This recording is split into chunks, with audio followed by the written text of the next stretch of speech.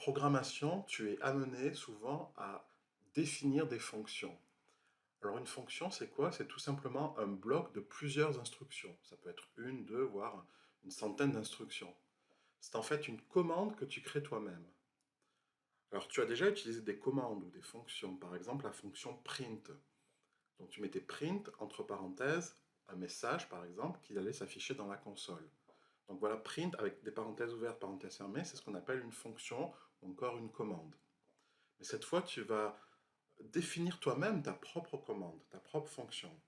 Alors la syntaxe en Python, elle est donnée ici, tu vois, il faut mettre le mot-clé def, qui veut dire définir. Il faut mettre le nom de la fonction, alors c'est toi qui le baptises comme tu veux, ta fonction. Parenthèse ouverte, parenthèse fermée, deux points, et le bloc d'instructions que tu veux exécuter. D'accord? Alors quel est l'intérêt de définir une fonction? Bien, c'est tout simplement que, comme tu as regroupé des instructions dans un bloc que tu as nommé, tu peux à tout moment du programme faire appel à cette commande ou faire appel à cette fonction, soit dans le programme d'ailleurs, soit dans la console. Pour appeler la fonction, il faudra marquer le nom de la fonction, parenthèse ouverte, parenthèse fermée. Alors voyons un premier exemple. On va créer une fonction qui va demander le nom d'une personne et qui va afficher bonjour, le nom de la personne. Et cette fonction, on va l'appeler saluer. Donc pour créer une fonction, tu vas donc dans le site internet VitaScience. Donc tu tapes VitaScience, tu tapes Python ici, et voilà. Tu as donc une interface graphique qui s'ouvre. C'est un peu la même interface que Scratch, le logiciel Scratch, qui va nous permettre de faire des blocs d'instructions, d'accord? Et de voir dans la fenêtre de droite les instructions en Python. Donc, créons une fonction, tu vas dans Fonction, donc voilà, je donne le nom de la fonction, je l'appelle par exemple saluer. Alors tu vois au fur et à mesure que je tape, voilà ce qui se passe sur la console de droite, tu vois, enfin dans le programme à droite, tu as le mot def, saluer, parenthèse ouverte, parenthèse fermée, deux points, donc voilà, on définit ici une fonction. Ça c'est Python à droite, et à gauche on a le bloc de commande. Alors passe, pour l'instant, ça veut dire qu'il n'y a rien dans la fonction, hein. Donc ça veut dire qu'on passe, en gros. Alors moi, ce que je vais faire, c'est que je vais déjà demander à l'utilisateur de rentrer son nom. Donc je vais marquer ici, quel est ton nom? Voilà, une interrogation. Tu vois, il a marqué input, quel est ton nom?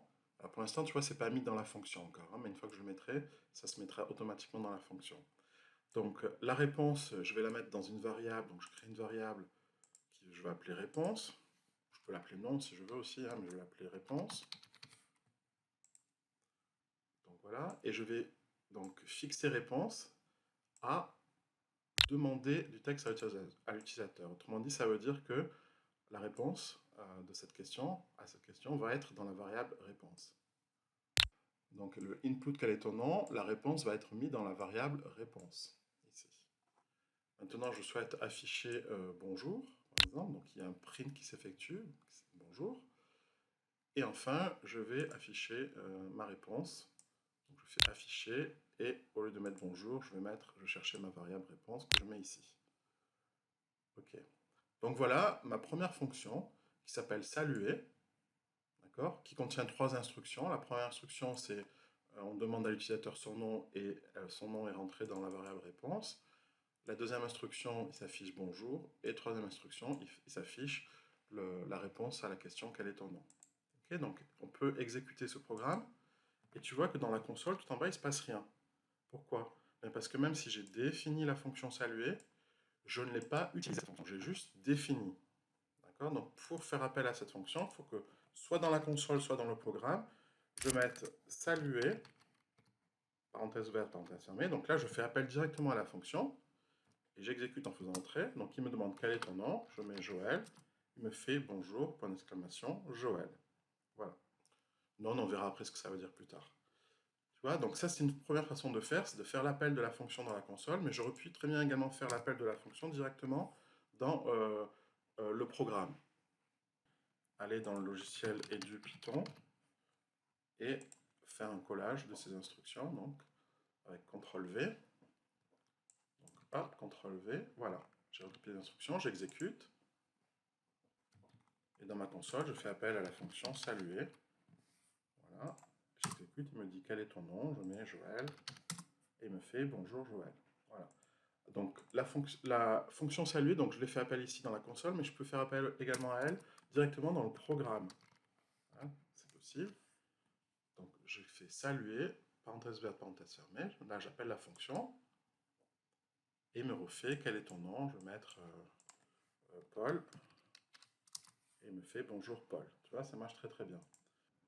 Alors si je reviens dans le logiciel VitaScience avec les blocs, et que je veux faire appel à la fonction directement dans le programme, je vais tout simplement dans fonction, et tu vois, ma fonction elle est ici, saluer, je la mets juste ici, voilà. Donc en dehors du... Voilà. Donc là j'ai une fonction qui est définie, et là je fais appel directement à la fonction. Donc j'exécute, tu vois. Alors là on le voit, hein, que la fonction elle est appelée ici dans le programme. Quel est ton nom? Je mets Joël, il me fait bonjour Joël, tu vois.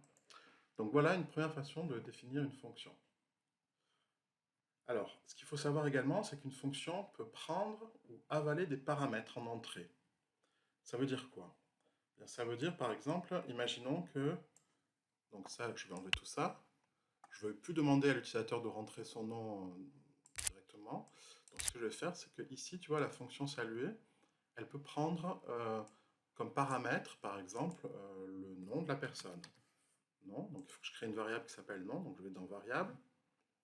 Donc ici, variable, elle est ici, tu vois, là, le nom de la personne. Je vais faire afficher, donc afficher bonjour, et ensuite je vais afficher le nom. Donc je vais afficher ici, et je mets le nom. Donc c'est une autre façon de définir une fonction. Dans Python, tu vois, on a salué, entre parenthèses, le nom. C'est un paramètre que la fonction va manger, entre guillemets. La fonction, c'est comme une machine, hein, qui va avaler le nom et qui va l'afficher à la fin. D'accord? Qui a affiché les deux instructions, bonjour, et le nom.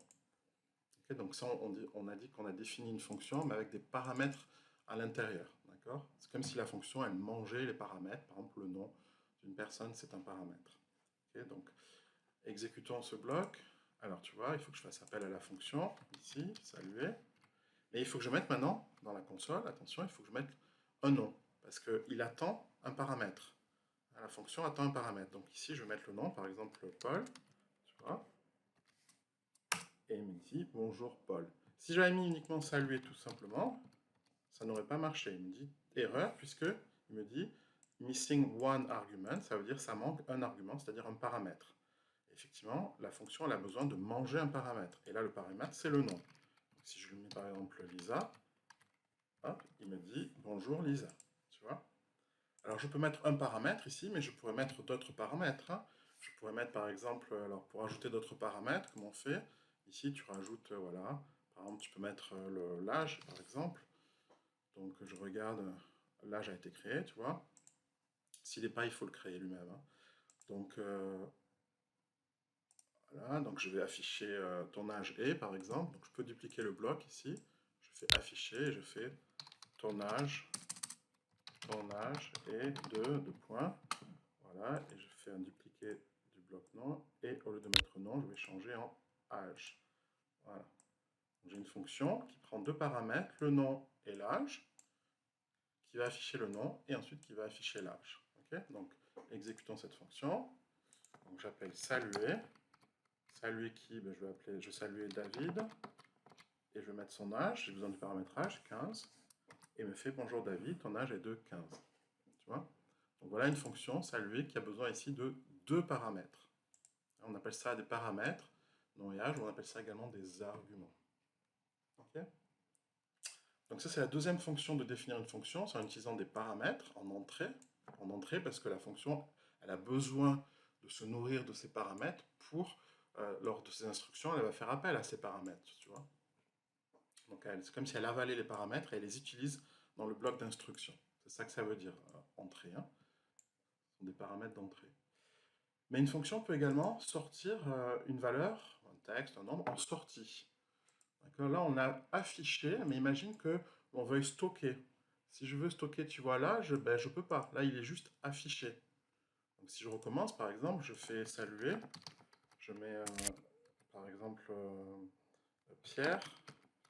Et je mets un âge de 17 ans. Voilà, 17. Il me fait bonjour Pierre, ton âge de 17. Mais c'est tout. Mais comment je fais pour stocker le 17? Je ne peux pas.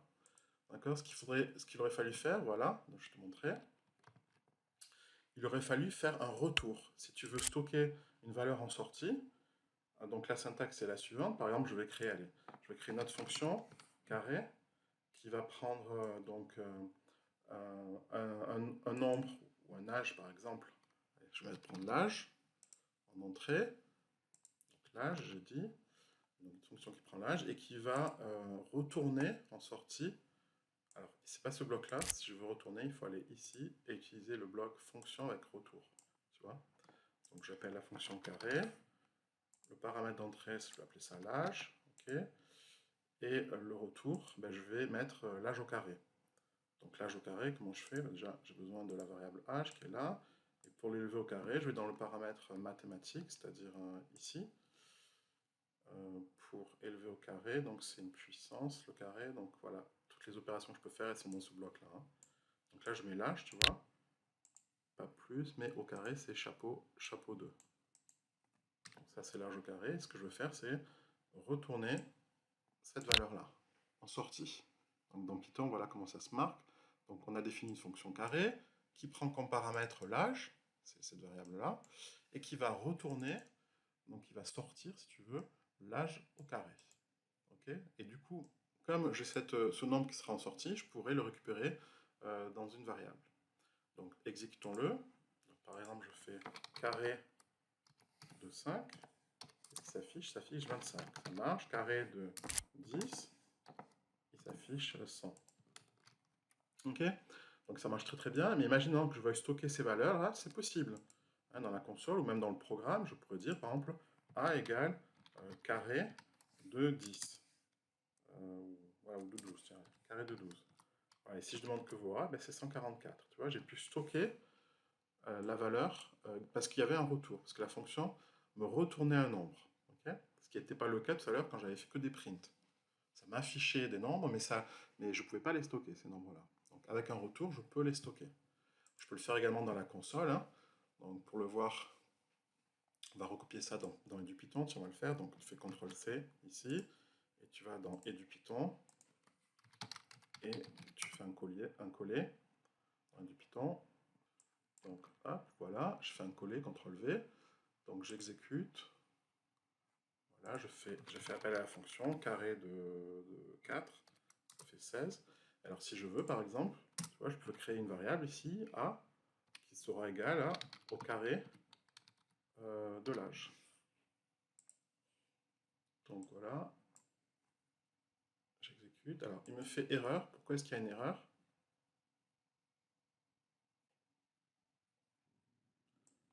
Donc il faut vraiment comprendre pourquoi il met un message d'erreur là, tu vois. Il a mis en rouge âge. Pourquoi? Bien parce que cette variable âge que j'ai utilisée ici, tu vois, en faisant carré âge, en fait, il ne sait pas ce que ça veut dire. Pourquoi? Bien parce que, en fait, cette variable âge, elle a été définie ici. C'est un paramètre qui a été utilisé dans la fonction. C'est ce qu'on appelle une variable locale. C'est-à-dire qu'elle n'est localement connue que dans la fonction elle-même, dans le bloc d'instruction de la fonction. Donc ici, elle est créée, tu vois, je crée un paramètre âge, je l'élève au carré ici, mais une fois que je sors du bloc de la fonction, c'est-à-dire ici, ben, le mot âge, pour lui, pour l'ordinateur, il ne sait plus ce que ça veut dire. Le programme, il n'a aucune idée de ce que c'est que l'âge. Okay, c'était une variable qu'il avait utilisée juste dans la fonction ici, mais en dehors de cette fonction, cette variable âge n'est plus connue du programme. C'est pour ça qu'on appelle ça une variable locale, parce qu'elle est locale uniquement localement définie dans la fonction, et elle n'est pas accessible au reste du programme. En dehors de la fonction elle-même, tu vois, la variable n'existe plus. Du coup, comment je vais faire pour m'en sortir? Ben déjà, il ne faut pas mettre âge ici. Hein. Il faut mettre, par exemple, un nombre ou une autre variable. Donc, par exemple, si je mets un nombre, si je mets 5, okay, voilà comment fait le programme. Donc là, je fais appel à la fonction carré, qui est au-dessus, là. Et 5, c'est le paramètre. Donc, puisque j'utilise le paramètre égal à 5, ça veut dire que âge va du coup être égal à 5, et il va me retourner 5 au carré. Donc, il va me retourner 5 au carré. Donc, A sera égal à 5 au carré, c'est-à-dire 25. Mais l'âge, une fois que je suis sorti du programme, l'âge, il ne sait plus ce que c'est. Donc, testons-le. Donc, si je fais ici, si je tape A, ben, il me marque bien que A est égal à 25. Par contre, si je demande qu'est-ce que c'est que l'âge, il me dit, mais je ne sais pas ce que c'est. Ok? Effectivement, le programme ne sait plus ce que c'est que l'âge, puisque c'était une variable qui est définie que localement dans la fonction. Elle a été créée, cet âge, et puis ensuite, une fois que je sorti la fonction, l'âge est complètement détruit. Ok? Donc au lieu de mettre nom, ce que j'aurais pu faire, c'est créer une autre variable, par exemple Toto, qui est égal à 5, et ici, mettre carré de Toto. D'accord? Donc faisons-le. Donc ici, Toto égale 5, donc je fais carré de 5, ce qui fera 25, donc A sera égal à 25. Si je tape A, effectivement, il me dit que ça fait 25. Voilà. Alors ce que j'aurais pu faire, c'est quand même le nom de cette variable, j'aurais pu mettre le nom âge, par exemple. A. Et du coup, là, j'aurais mis âge. Ah bon? Et du coup, j'ai l'impression qu'on se répète là. J'ai dit tout à l'heure qu'on n'avait pas le droit de mettre âge. Oui, mais tout à l'heure, j'avais dit qu'effectivement, âge, c'était une variable locale, qui est créée, qui est détruite. Mais ici, tu vois, j'ai défini une autre variable que j'appelle âge, qui n'est plus une variable locale, c'est une variable qui est globale, c'est-à-dire elle est accessible à tout le reste du programme. Donc ici, âge est bien défini, en dehors de la fonction, c'est 5. Donc quand je fais carré de âge, en fait, je fais carré de 5. Donc je fais carré de 5. Donc du coup, âge sera égal à 5 ici. Âge au carré, donc ça fera 5 au carré, ça fera 25. Donc petit a sera bien égal à 25.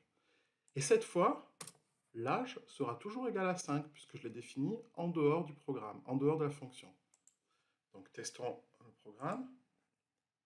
Donc je fais A que vaut A, il me fait 25. Et si je fais que vaut l'âge, ben, il me dit c'est 5. Pourquoi? Ben, tout simplement parce que je l'ai défini là. Alors dans l'exemple suivant, ce qu'on va faire, c'est qu'on va écrire une fonction qui prend comme paramètre 3 notes et qui va afficher la moyenne et féliciter l'élève s'il a plus de 15, l'encourager s'il a entre 10 et 15, et puis sinon l'avertir. Okay? Donc il faut définir une fonction. Alors, soit on définit une fonction avec un retour, donc moi c'est ce que je vais faire, parce que je voudrais stocker la moyenne après. Hein. Donc cette fonction, je vais l'appeler moyenne, pourquoi pas. C'est une fonction qui va calculer la moyenne, qui va prendre 3 paramètres. Donc je prends 3 paramètres, x, y, z par exemple. Ok. Ce sera les notes. Je peux les appeler note 1, note 2, note 3, hein, peu importe. Je peux mettre ici note 1, ici je peux mettre note 2, et ici je peux mettre note 3, voilà. Peu importe le nom des variables. Ok, donc là il a défini bien une fonction moyenne avec 3 paramètres, note 1, note 2, note 3. Ensuite, il va falloir la calculer cette moyenne. Pour la calculer, j'ai besoin du module de maths pour faire la somme des 3 notes. Donc là, je vais faire déjà, je vais prendre la note numéro 1, plus la note numéro 2, et il faut que je rajoute la note numéro 3. Donc je vais dans maths, je rajoute un plus ici. Donc je les mets ici. Mince. Je prends le bloc ici, je le mets là, il faut qu'il rentre là. Voilà, c'est bon. Ok, donc là j'ai note 1 plus note 2, et le dernier, ce sera plus note 3. Voilà, donc tout ça, tu vois, c'est un peu pénible en fait, tu vois, dans les blocs, hein, c'est vrai que c'est très lisible, mais par contre c'est très pénible à faire, c'est beaucoup plus facile de taper à la main, note 1 plus note 2 plus note 3. Donc petit à petit, on va abandonner cette idée de logiciel par bloc, hein. C'est vrai que c'est lisible, on comprend ce qu'on fait, mais à la fin, tu verras qu'on passera vite fait à l'écriture de notre code dans le langage Python lui-même, hein, ça sera beaucoup plus rapide à faire en fait. Donc là, c'est juste pour t'expliquer comment fonctionnent les fonctions, mais après, on le fera à la main. Alors donc là j'ai calculé note 1 plus note 2 plus 3, il faut que je divise par 3 également. Donc il faut que je fasse, toujours dans maths, il faut que j'aille chercher ici, ça là, toujours le même, et je vais faire une division, au lieu de, voilà, je vais diviser par 3, et qu'est-ce que je vais diviser par 3? Et bien ici je vais mettre tout ce bloc là. Ce bloc là, il faut qu'il rentre, voilà, là il est là. Ok, donc ça c'est bon. Voilà, et ça je vais l'affecter à une variable que je vais appeler... je peux l'appeler moyenne, la variable, mais je peux l'appeler comme je veux aussi. Hein. Je ne suis pas obligé de le donner le même nom que la fonction. Donc je vais l'appeler, je crée une variable, je vais l'appeler moyenne avec un grand M, ou M tout simplement, M comme moyenne. Donc voilà, c'est ma variable M, et je vais fixer M, c'est-à-dire je vais dire M est égal à quoi? Ben, M est égal à tout ceci.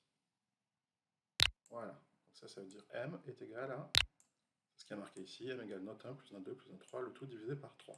Donc M, c'est la moyenne. Ensuite, je vais distinguer 3 cas, suivant que la moyenne est supérieure à 15, comprise entre 10 et 15, et plus petite. Donc pour distinguer les 3 cas, donc il y a un si, quelque part, donc le si c'est dans logique, donc je vais faire si, voilà, bloc là, si. Donc si quoi? Ben, si la moyenne est plus grand que 15. Donc là, plus grand que c'est ici, que 15 c'est ici, et là je vais mettre moyenne. Donc je cherche la variable moyenne, grand M, pardon, ça s'appelle grand M. Donc si M est supérieur à 15, je vais afficher quoi? Je vais afficher félicitations. Afficher ici félicitations. Félicitations. Donc c'est ce qui a marqué ici, tu vois, dans Python, il y a marqué if M est supérieur ou égal à 15, print félicitations. Ok. Donc, encore une fois, tu vois, c'est beaucoup plus facile de faire à la main. Hein. Ensuite, sinon, alors il y a deux autres cas, donc je rajoute un plus. Donc sinon, si, alors si quoi? Ben, si la moyenne est comprise entre 10 et 15. Donc il faut que j'aille dans le... Ici, il faut que j'aille dans logique. S'il y a un et, tu vois, j'ai besoin du et pour dire moyenne compris entre 10 et 15. Donc il faut qu'elle soit à la fois supérieure à 10, la moyenne, et plus petite que 15. Donc supérieure à 10, je vais copier ce bloc-là, dupliquer. Donc la moyenne doit être supérieure à 10, et elle doit être inférieure à 15. Donc je recopie ce bloc-là, et elle doit être inférieure à 15, strictement. Voilà, donc ça c'est si je mets là-dedans, voilà. Donc c'est ce qui est marqué ici, elif, elif ça veut dire si, m supérieur à 10 et and m supérieur à 15. Ah non, c'est pas m supérieur à 15, c'est m inférieur à 15, pardon. Voilà, ça l'a changé ici, tu vois. M supérieur ou égal à 10 et m strictement plus petit que 15. Alors qu'est-ce que je fais? Ben, je vais afficher un autre message, donc j'affiche le message encouragement, voilà. C'est ce qu'il a marqué ici. Et sinon, ben, leur dernier cas, il n'y a pas besoin de mettre de condition. Le dernier cas, je vais juste afficher avertissement. Avertissement. Voilà. Donc ce bloc-là, je vais le mettre ici à l'intérieur de la fonction. Okay. C'est bon, tu vois, tout s'est mis. Donc j'ai bien, je répète, hein, si je résume, donc on a défini une fonction qui s'appelle moyenne, qui va prendre 3 paramètres, c'est-à-dire 3 notes, qui va faire la somme de ces 3 notes et diviser par 3, d'accord, et qui va le mettre dans une variable qui s'appelle grand M. Si grand M, qui est la moyenne, est supérieur à 15, j'affiche félicitations. Si la moyenne est comprise entre 10 et 15, j'affiche encouragement. Et sinon, le reste, ben, j'affiche avertissement. C'est ce que j'ai fait. Et je veux retourner, ben, je vais retourner quoi? Je vais retourner moyenne. Je vais retourner grand M en retour. Okay, c'est bon, je fais un return de M. Donc je pourrais le stocker après. Ok, donc allons-y, exécutons. Voilà. Donc ce que je vais faire, c'est que je vais calculer, donc je vais utiliser ma fonction moyenne avec 3 notes. Donc par exemple 10, 12 et 15. Voilà, il m'a mis encouragement, il m'a retourné la moyenne, c'est 12,33. Voilà, donc c'est normal, hein, je suis compris entre 10 et 15. Alors je vais retester, moyenne. Tu vois, j'appuie sur la flèche du haut, ça me remet moyenne. Je vais changer de 10, je vais mettre en 16. 16, je dis, 12 et 15, voilà. Et si je fais entrer, il me fait encouragement encore. Donc du coup, je vais changer la deuxième note aussi. La deuxième note, je vais mettre 16 ici. Voilà, et là, il doit me mettre félicitations normalement. Voilà, parce que j'ai 15,6. Donc tu vois, cette fonction, elle marche très bien. On peut la tester également dans et du Python. Hein. Donc hop, alors il m'a enlevé retour. Il m'a enlevé retour. Voilà, donc je copie ceci, CTRL-C. Je vais dans du Python, je fais un CTRL-V. Okay, donc la fonction, elle a bien copié. Donc je la teste, allons-y. Je la teste dans du Python. Donc je tape moyenne de... allez, je mets des notes mauvaises, 9, 8 et une bonne note, 15. Et il me met quoi? Il me met encouragement parce que j'ai 10,6. Okay, donc la fonction marche très très bien. Alors, autre exemple de fonction, on va définir une fonction dans laquelle un utilisateur veut se connecter à Internet et la fonction va lui dire si oui ou non il peut se connecter suivant s'il a rentré le bon identifiant et le bon mot de passe. D'accord? Donc pour cela, on va définir donc, notre fonction. Notre fonction, alors elle ne va rien envoyer, hein, elle veut juste vérifier quelque chose, mais on ne veut pas stocker de données. Donc pour l'instant, on va l'appeler connecter. Connecter. Ok. On va prendre quoi comme paramètre? Eh bien, on va prendre l'identifiant et le mot de passe. Donc, identifiant. Ça ira plus vite, je mets ID comme identifiant. et password ou mot de passe, je ne sais pas comment je peux l'écrire, mot de passe, voilà, mot de passe. Ok. Donc voilà, notre fonction, elle est définie. Maintenant, qu'est-ce qu'elle contient? Bien, notre fonction, tout simplement, ce qu'elle va faire, c'est qu'elle va vérifier si l'identifiant est le bon identifiant et si le mot de passe est le bon mot de passe. Donc pour cela, on va faire un si. Donc si, c'est ici. Donc si quoi? Bien, si l'identifiant est égal... Alors l'identifiant, il faut que j'aille chercher ici, voilà. Donc si l'identifiant est égal à... Alors, qu'est-ce que je vais mettre comme identifiant? Ben, je vais dire par exemple, ça va être... donc c'est du texte déjà. Donc, je vais mettre si l'identifiant est égal à Garcia par exemple. Ok. Et le mot de passe, donc pour faire un et, c'est toujours dans logique, c'est un et ici, comme tout à l'heure. Donc ça, je recopie ça. Je vais changer l'identifiant en mot de passe ici, mot de passe.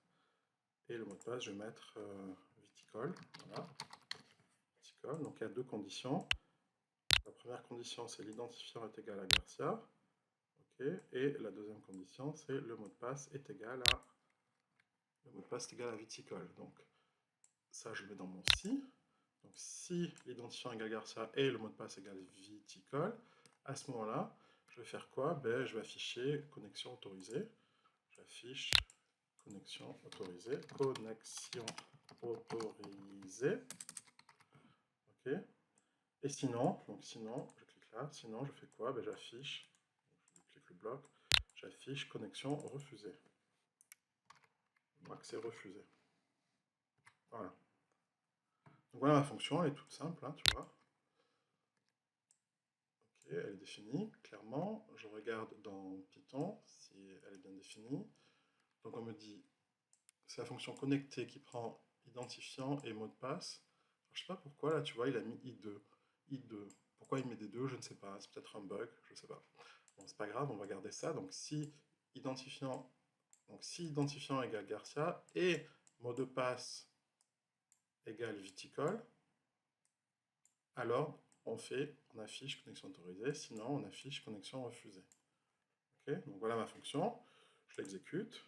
Donc je vais ici, je mets connecté, j'utilise ma fonction, je mets un identifiant bidon, par exemple Paul.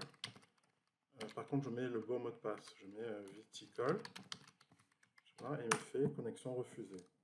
Alors que si j'avais mis, à la place de Paul, j'avais mis Garcia, qu'est-ce qu'il m'aurait marqué?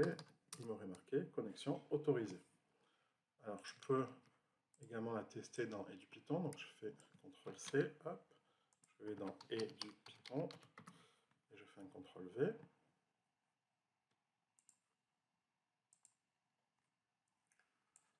Donc hop, CTRL-V, voilà ma fonction.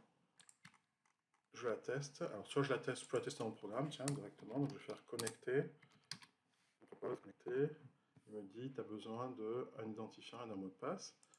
Donc, identifiant, je vais mettre Garcia, avec des guillemets, hein, parce que c'est du texte. Hop. Et le mot de passe, je vais mettre viticole avec un V minuscule, tu vois. Et il va me dire, normalement, si je fais exécuter, il me fait connexion refusée, tu vois. Il est sensible aux lettres ici. Donc, si j'ai mis un V majuscule ici, je réexécute. Là, il me met connexion autorisée. Donc, le prochain exemple, tu vas essayer de le faire tout seul. Voilà, un programmeur a tapé la fonction identifier, il a rentré des paramètres suivants, il a rentré Joël, 43, Montpellier, plongée, et voilà ce qui s'est affiché dans la console, il s'est affiché ton nom et de point Joël, tu es majeur, tu habites à Montpellier, tu pratiques la plongée. Donc tu dois recréer de toutes pièces cette fonction identifier. Pour cela, tu peux le faire soit directement dans EduPython, donc en travaillant directement sur le logiciel Python, soit tu peux utiliser les blocs que l'on a utilisés déjà dans le logiciel VitaScience. Bon courage!